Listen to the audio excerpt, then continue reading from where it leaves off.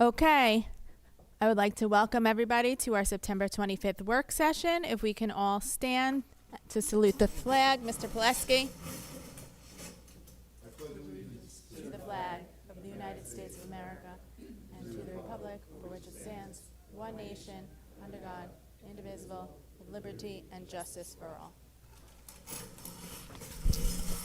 Just as a reminder, there is no public comment at a work session. I'm sure we'll have to keep the crowds away for that. At this time, I'd like to turn it over to you, Dr. Lynch. Thank you very much, Mrs. Danino. So this is actually the beginning of budget season. I know it seems like we just started the year, but Mr. Press actually put out the books today so that the budget managers can start to put their stuff together. So we like to begin budget season by doing kind of a two-prong attack. So Dr. Belekas will be updating us kind of on the things that we're investing in this year, those big ticket items that we've invested in curriculum and instruction.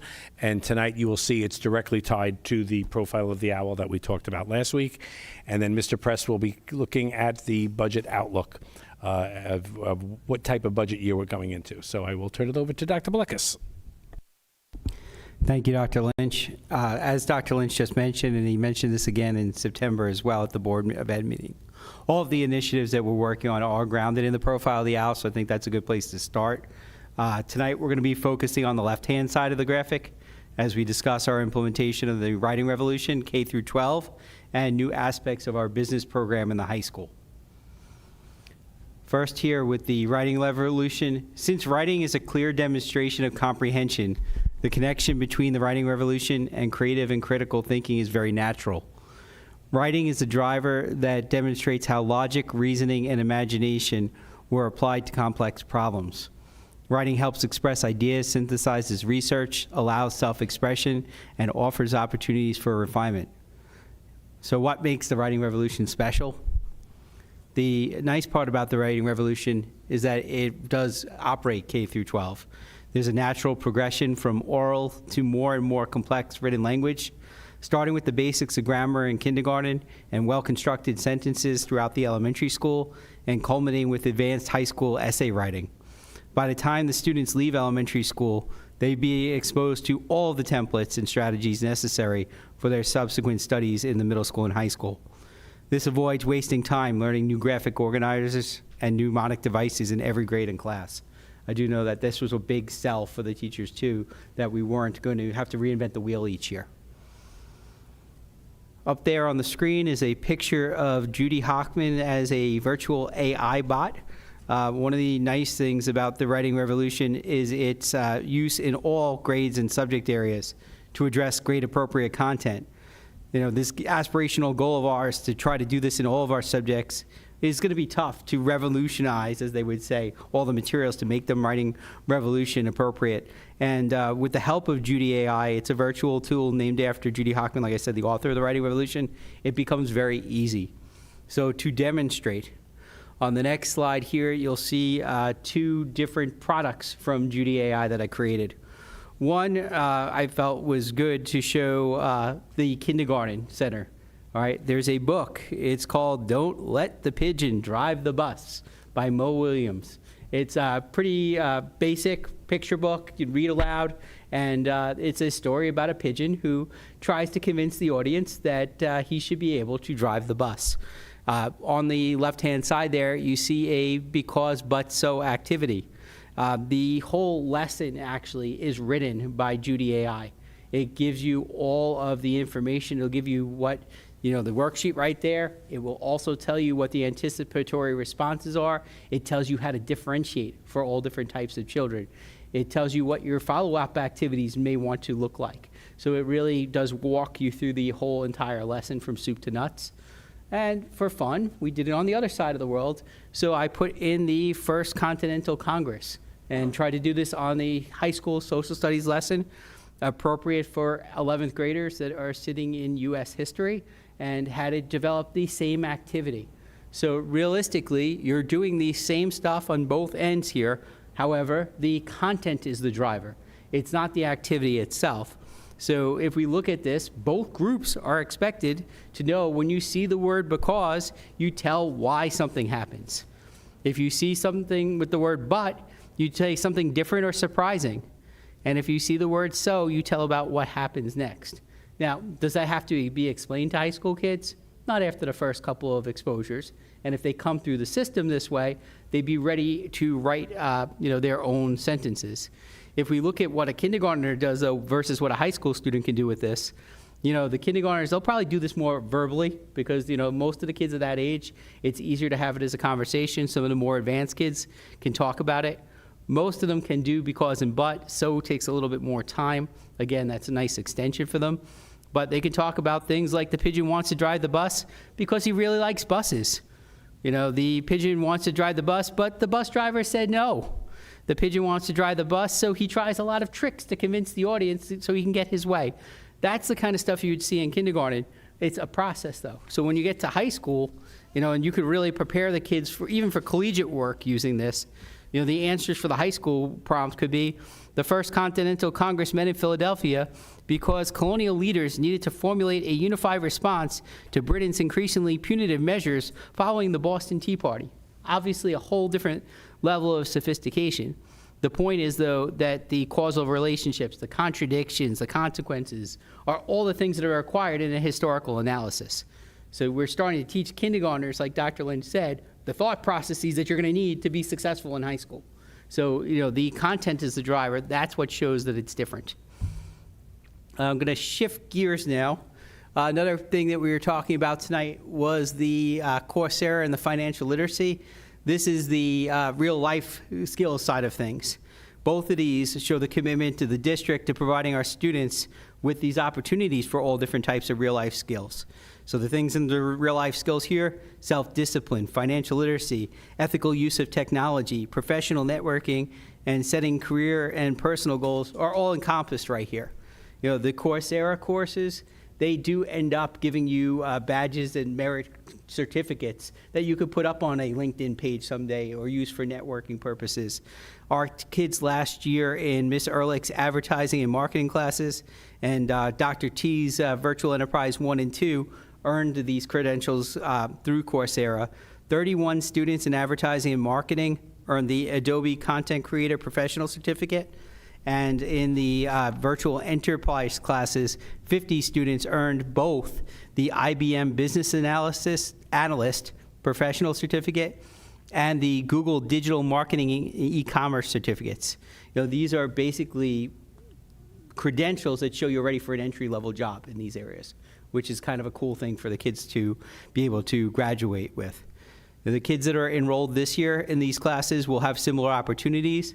And we're looking at ways to expand beyond these courses and possibly try to make it like when you go to the library and you check out an ebook, same thing with these licenses, to try to give kids opportunities to check out these licenses if they want to earn a credential outside of the coursework in the course.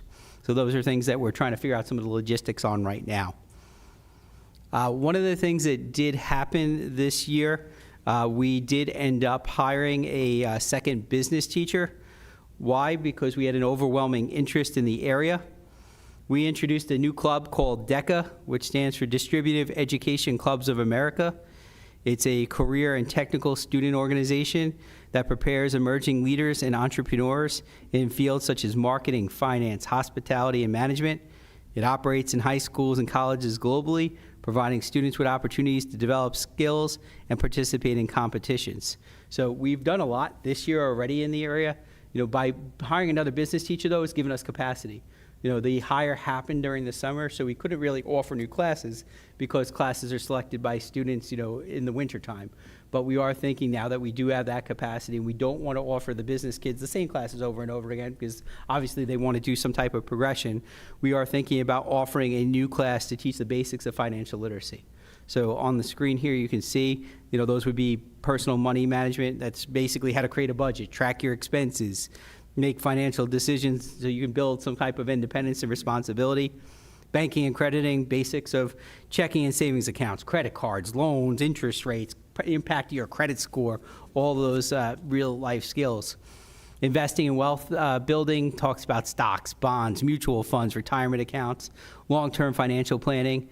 Taxes and insurance, how do you file your tax return? How do you take your payroll deductions? Choosing insurance to protect against risk. And the consumer awareness, financial decision-making emphasizes smart spending, avoiding debt traps, and evaluating financial products and services. Thank you.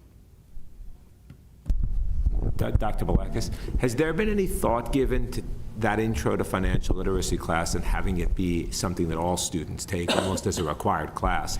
It seems like, when you talk about life skills, that's something that every kid, whether they're a business kid, a science kid, a technology kid, that's something that would benefit anyone. Is there any thought, or other districts doing that, where they have every kid take a class like that? There are some districts that currently do that. For us to do that, we probably would actually have to hire a third business teacher, so that would be a significant financial commitment. However, that may be on the horizon. So when we started talking about what the State Department was requiring as part of their portrait of a graduate, not in this current school year or next current school year, but in the next 2 to 3 years, that may be a requirement across the state anyway, because yes, these are great skills for everybody to have. I have one question quickly. The financial literacy class, would that be a class that all students could take, or would they have to take a business class before entering in the financial literacy class? We haven't gotten that far yet in the process, but my guess is that this would not require prior study, because if you look at what happens in our business classes versus what's happening here, this was in the area of what I call personal finance. So the others actually have more to do with like corporate type settings. So the VE classes, the accounting classes talk about more from an actual business point of view. This talks more from a personal point of view. I just wanted to comment about the writing revolution. I really love how the students will have a common language from kindergarten through high school, and it will really cut down on some like setting the routine type of things, and they can really get into the meat of it because they know the expectation of what is expected, ways to respond. Oh, absolutely. And I think that was one of the biggest perks that the teachers loved, is that, yes, we don't have to worry about teaching raft. We don't have to worry about teaching the hamburger method. And every teacher had their own little spin on how those paragraphs should be organized and such. This makes sure that everybody has the same. So, yeah, you don't waste as much time trying to teach your own flavor. And then, Dr. Blecker, since we are discussing this within a budget workshop, could you just elucidate how many teachers have been, this was a big ticket item, so how many teachers have been trained? What did that look like? Okay, so last school year, we had about 100 staff members that were trained. We had an additional about 10 to 15 staff members trained during the summer through the Teacher Center, so we do thank them for supporting the initiative. And, as we move forward, we have the capacity now also to turnkey internally, which is nice. And the licenses that we're buying, we're not necessarily training everyone, but we're buying at $150 with a slight discount to $135 for bulk this year on the My TWR tools, which includes that Judy AI that we saw earlier, so that each of the teachers would have that access to be able to do those worksheets. And the nice part about it, and anybody who's done a traditional lesson plan knows, it can take hours to do all of that work. Those two lessons together probably took me less than 5 minutes, which was kind of cool. So it is something that cuts down time. And if you're doing a well-known work, you don't have to upload anything. So the fact that I put in the pigeon books are so widespread at this point that Judy AI knew exactly what those were. And historical content-wise, I put in, like I said, First Continental Congress, it knew everything about it.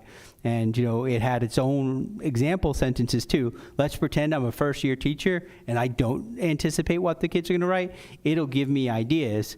It'll say the First Continental Congress, with the but sentence, and say, but Georgia wasn't there. And it'll give you that kind of background knowledge that you need to be able to respond effectively to the kids as well. Kind of connecting the writing revolution, I know over the last couple of years, there was a lot of conversation around the writing lab, and it was in high school, then middle school, and where that goes. And then one of the concerns was that it did potentially keep kids from taking elective classes. So I don't know if you can answer this now or might have to wait till the spring, but do we anticipate the adoption of this approach in our classrooms beginning in kindergarten, alleviating the need for that writing lab, or is that a separate entity altogether? I'd say it's a separate entity because the way that we're doing the writing lab right now is in the 8th grade course. It's using a period and a half of work. So that class might evolve over time. They might be able to do more sophisticated things, I would hope, because of the fact that the kids come up with a stronger base. But I don't know if you would ever remove the time. One of the things that does happen, and again, it's a function of scheduling, is that the students are all sitting right now for a period and a half class for science. So to build the schedule, it is very good to have a period and a half class opposite it. You know, up until this year, it was the math class. We did find that that was no longer necessary since we had moved so far past the Common Core. We're in the next gen standards now. It wasn't really seen as necessary for that time, but I hate to say it, there's never too much time to do activities like reading and writing. Dr. Belekas, could you confirm for me, I know you said roughly 115 teachers have been trained. How many teachers do we have in total? Just so we can see the percentage that's been trained. I want to say people that teach what I'll call major academic areas in the ballpark of 280. You know, and when I say 280, the only reason I'm throwing that number out there is I'm also in charge of reporting the teacher evaluations to the State Department. So anybody who teaches in those subject areas, it's approximately 280, meaning I'm subtracting social workers, guidance counselors, Sure. all those people. Sure, that are in but those type of teaching roles. professionals Right, actual who are now teaching, trained. Right, so it's about 280 people Okay. that. And then also, I just wanted to say thank you. As a science teacher myself, I know you did a lot of work to bring this program here, and the buy-in from the teachers has been incredible. You know, I have 3 kids who were graduates of Lynbrook. They're all excellent writers because of what Lynbrook does. And I think this just makes it even better. No, absolutely. you. And like you just said about science, you know, with all the changes, and I know you're very familiar with them, Yes. in the science curriculum, and the fact that it's becoming more and more of a writing assessment, this will help with their word attack skills and such, and know how to break down things that, you know, are in those type of heavy-duty scientific writings and texts. Without a doubt. Thank you. You're welcome. And would you mind just detailing, because the idea of checking, I'm going to move over to Coursera now. So those licenses are not, you know, they don't belong to a kid, they belong to the district, and we like deal it out like cards. That's Correct. So they're like seats. So what we were talking about before about the library, you know, once one kid vacates the seat, the next person can come in. We're trying to figure out how we can track that well using the softwares that we have currently. And that is something that I think could be really beneficial because, you know, I can take out that seat for 4 weeks to finish my course. And once that seat gets returned, you know, Mr. Press can take out that same seat then to take a 6-week course. And we can rotate through different children with different courses, which is great. And the kids, if they make their own accounts after Lynbrook, they can keep those courses forever. You know, it's something that can follow them, and they can continue to build upon what their portfolio was already when they graduated.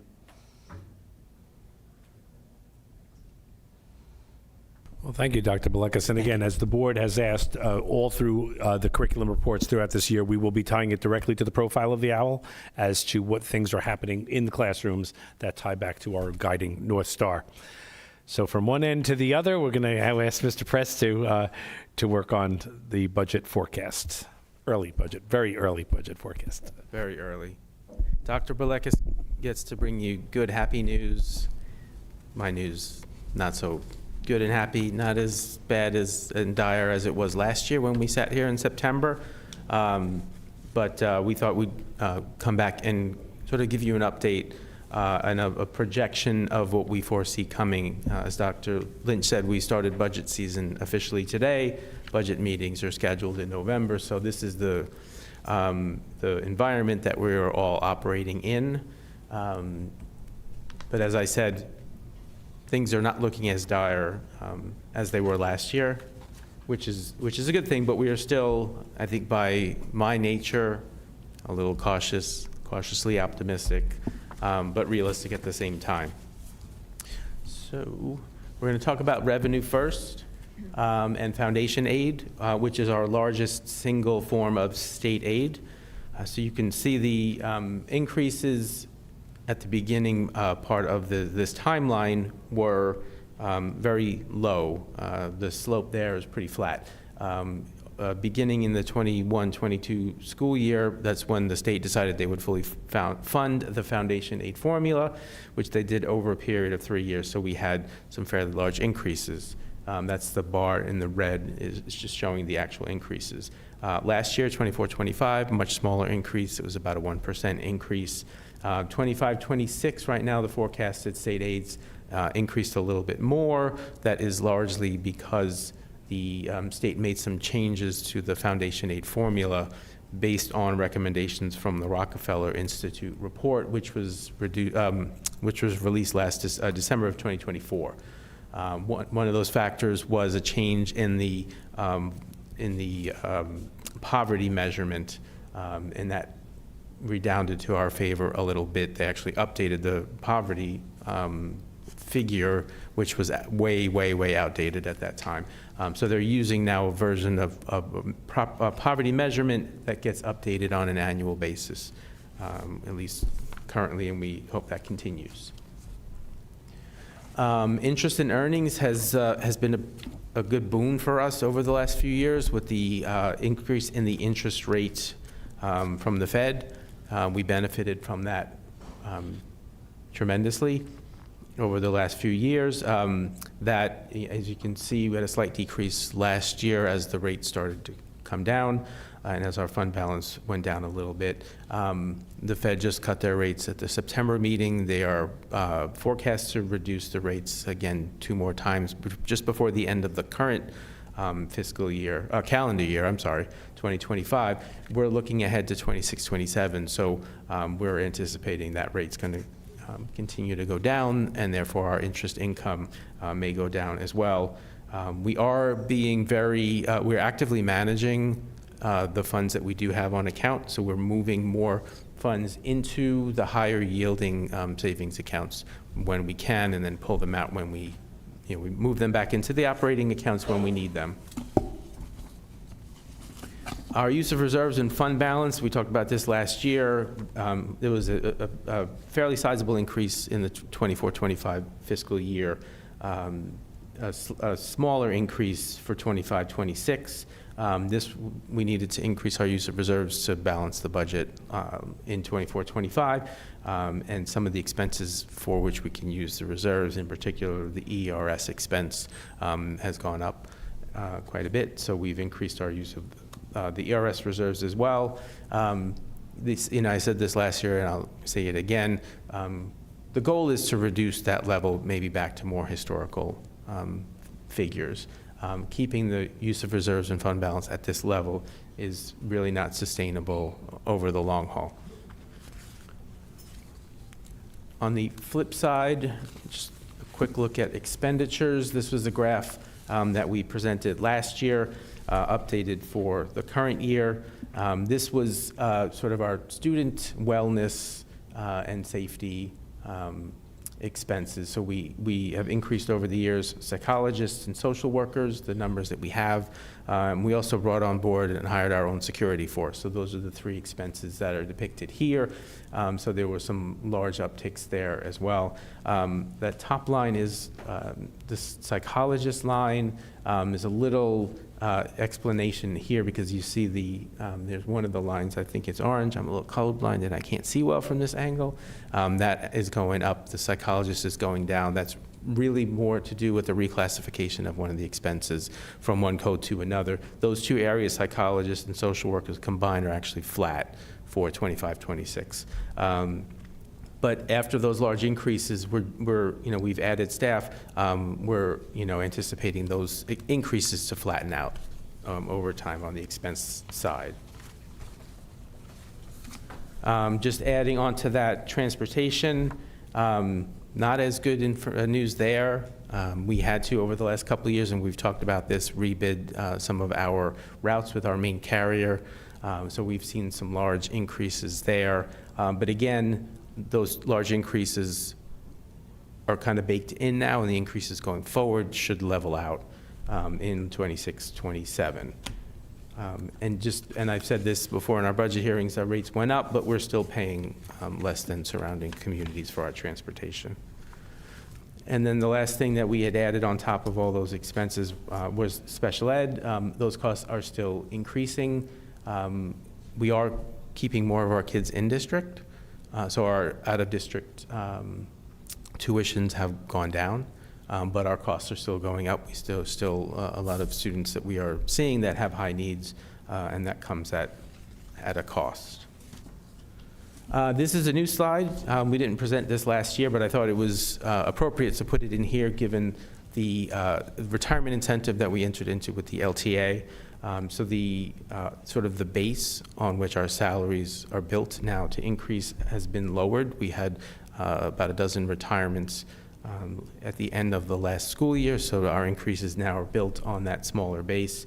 So our increase in salaries for 25-26, you can see that again, this is the red bar on the right, about 2.7% increase, which is just about half of the percentage increase from 24-25, and about 60% less than the increase from 23-24. So salaries are still going to increase, but they're increasing at a lower rate.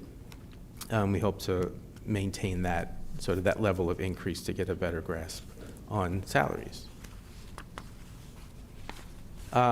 Just a couple of additional pieces of information. This what I'm going to show you next came out in August, and I thought it was apt for the conversation, if a little ominous, but the Association of School Business Officials of New York, to which I belong, said there's an overall downward trend in projected state revenues. That could reduce, based on reduced overall federal funding, that could have broader budget implications and effects on school aid. And also last month in August, this was from the comptroller, basically saying that out-year budget gaps in the near future are comparable to those faced in 2009 when the state was experiencing the global financial crisis. Not great, not a great thing, but we'll see how that works. I think the comptroller has been kind of saying that for a number of years, but we are concerned about funding from at the federal. I'm concerned about funding at the federal level going to the states, because if they reduce funding to the states, that could potentially mean less fund. If they reduce funding for things like Medicaid, and the state decides that they want to continue funding Medicaid at certain levels, they have a certain pool of money. There is a concern that could affect increases in state aid going forward. So, sorry to be the bearer of a little bit of grim news. This is not as bad as last year. Last year was a big flashing red light. This is kind of like a flashing yellow light. I think we're better positioned than we were last year now that we've had to reduce some of our staffing levels. But this is, I do want to stress, this is preliminary information. We still need to wait for what the governor proposes in her budget and what she ultimately agrees to with the legislature, hopefully in April this year, not May, or maybe March. I'll try to be a little optimistic. But just overall, I am cautiously optimistic. I think we're obviously in a much better position than we were this time last year. But again, we're keeping a close eye on things. And that's it. If any questions? Thank you. I have one question. The Medicaid cuts, does that affect us at all? I haven't looked into that. I've been more focused on the effect at the state level that would have an effect on us. We don't get that much money in Medicaid reimbursements. So I'm not exactly sure at this point. I'm not even sure the state understands what the potential impacts are from the federal, what the federal government has done as part of the their finance package. Thank you. Mr. Press, on that same vein, doesn't it, though, with the cuts to Medicaid, make it all that more important for people to send back those free and reduced lunch forms? Because there's no longer direct certification. So if there are families out there that are on that cusp and their services have been cut, they may, even though we have free lunch, I did clarify after our last meeting that those same children, if they are receiving free and reduced lunch, can more than 90% of the time get waivers for the SAT, the ACT, the AP exams, and your college admission fees. So just so people are aware of that. Yeah, it is important. We have been, I've been stressing that message to the elementary principals as well, to just keep, pushing people to fill out and return those applications. And we have been getting a lot more than we normally get. But we'll continue to push that message, so thank you. And even the high schoolers, too. They tend not to turn them in, but they should. I had a pair of questions. If you could go back to page 8, the expenditure slide where you added in transportation. Yeah, that one.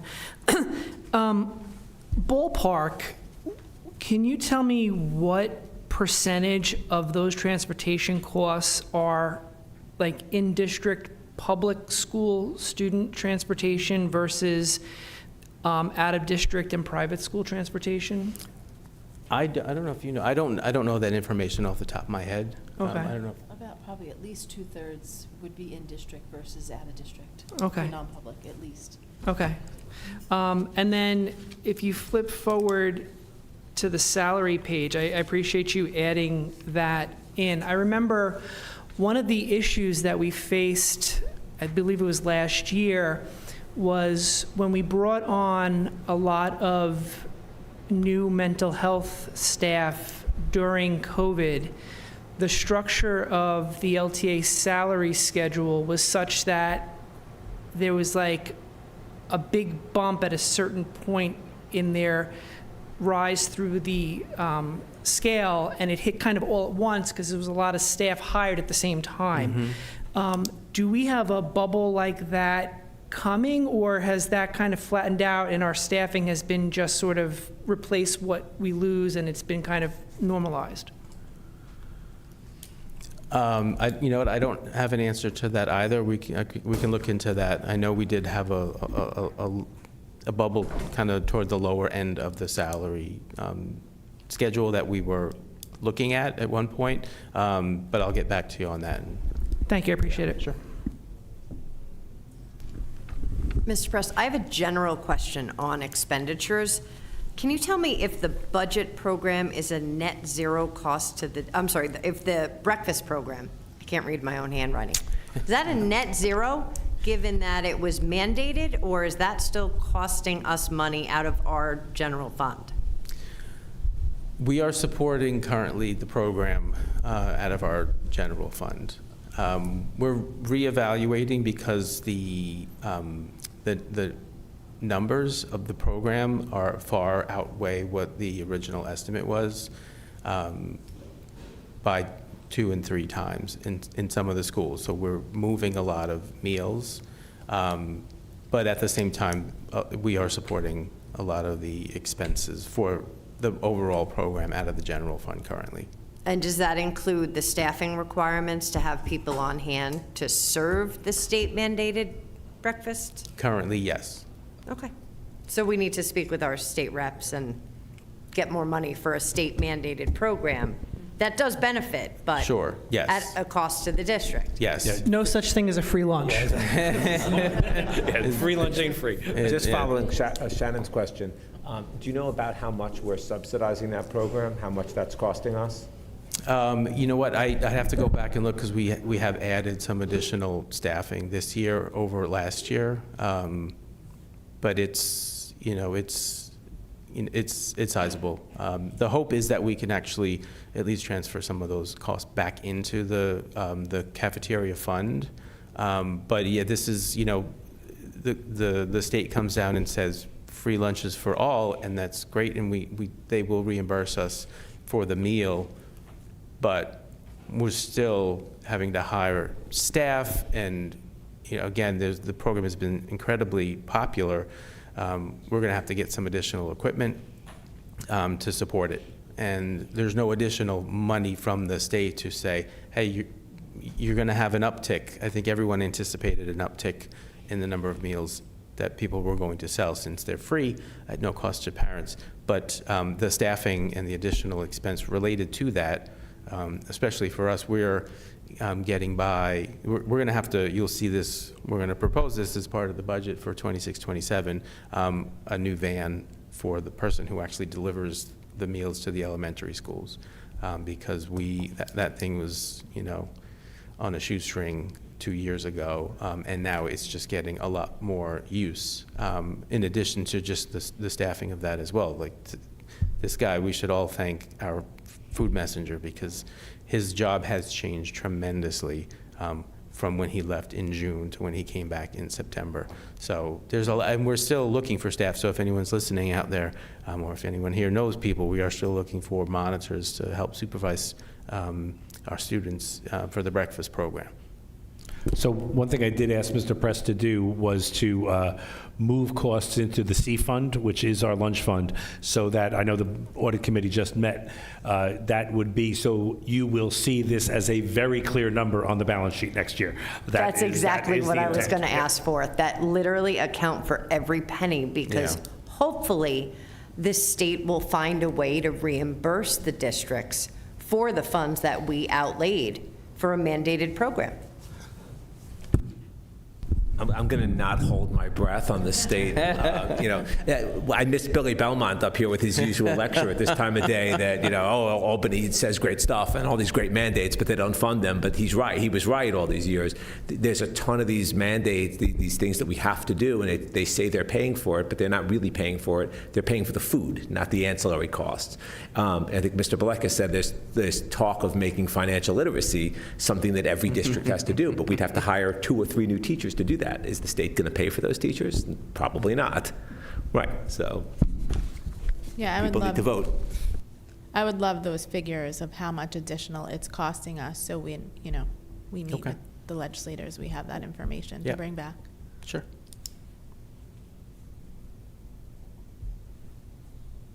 Okay. No more questions from the board, so I just want to do one commercial announcement. On October 12th, there will be Fly with the Owls, sponsored by the Lynbrook Council of PTAs. The Children's Fun Run will begin at 8 a.m., and the 5K will begin at 8:30 a.m., and will be coming out of North, so you can sign up. Also sponsorships, signs, lots of stuff that people can do to contribute to that. A really great fund. Thank you. Our next regular meeting is October 8th. At this time, I would like to ask for a motion to adjourn. Mr. Lunar, second. Mr. Cullen, all in favor? Thank you. Have a great night.